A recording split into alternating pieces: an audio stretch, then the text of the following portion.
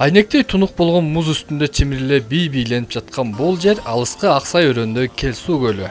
Ажайып жайда таланттын тартуулган өспүрүмдөр бул жакта көргөзгөн бийин аткаруу үчүн 1 айга чукул убакыт дайындашкан.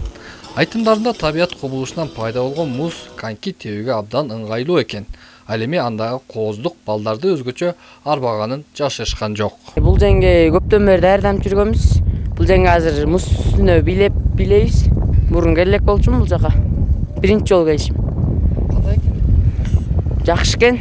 Түз, тунук, таза. Аба температурасынын төмөндүгүнө, кычкылтектин суюктугуна карабастан аткарылган бул бий Келсуу кышы фестивалынын алкагында уюштурулган. Себеби көл кышкысын бүтүндөй тоңуп, көз жоозун алган кооздукка айланат. Мындан улам жергиликтүүлөр аны кооздугун жалпыга фестиваль аркылуу жайылтууну эп көрүшкөн.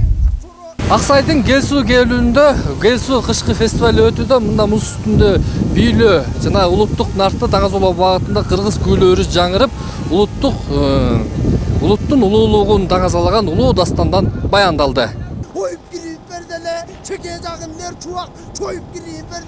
Алгачкы ирет уюштурулган бул самалка басымдуу болуп ат башынын тургундары келишкен. Алардын арасында бул ажайып жайды буга чейин көрбөгөндөр да жок эмес. Кыргыз элиме айтмакмын, ушу Келсууну көргүлө депчи, анткени кыштын өзүнүн бир керемети бар экен. Мен келип аябай суктанып атам. Мен мындай болот деп ойлогон эмесмин. Келип аябай сөз менен айтып түгөтө албай атам. Жаратылышыбыздын ушу ат башы жеринин эң кооз жери экен. Жылдын кайсыл мезгили болбосун, өзүнүн кубулуштары менен таңдандырган ажайып жайды көрүүгө бир гана кыргызстандыктар эмес, чет элдиктердин дагы аягы үзүлбөйт. Бирок көл жайгашкан жерге чейинки жол жайкысын саздак болсо, кышкысын кыялаган жол тайгак болуп туюшук жаратат экен. Антсе да акыркы мезгилдерде мындай кемчиликтерди жоюуга карата аракеттер көрүлүп жатыптыр. Быйылдан баштап ушул көл сууну дүйнөлүк ЮНЕСКОнун катарындагы геопаркка айландыруу демилгесин көтөрүп атабыз. Көбүнчөсү акыркы күндөрү Казакстан менен Россиядан көп туристтер келип атат. Эми буюрсам бул шартыбызды интернетке ушундай самалыктар жүктөгөндөн кийин буюрса кышкы туризмге чет элдик туристтер көп келет деп ойлойм. Мына ушул Келсуу көлүнө өткөн 2023-жылы сырттан 1112 турист келсе, ички эс алуучулардын саны 2274 түзгөн. Бул көрсөткүчтү дагы көтөрүү багытында чукулда эле бул аймакка байланыш антенналары коюлуптур. Аксай өрөөнүнүн эшиги ачык экендиги, ошондой эле көл суу акышында да туристтик эс алууну уюштурса болот экендигин биз даңазалап, ошондой эле туристтик саясатты активдештирүүнүн бир максатын койгонбуз. Быйыл Аксай өрөөнүндө жакшы маселе чечилди. Бул Мегаком компаниясы тарабынан станция коюлуп, байланыш маселеси бир топ жеңилдеди.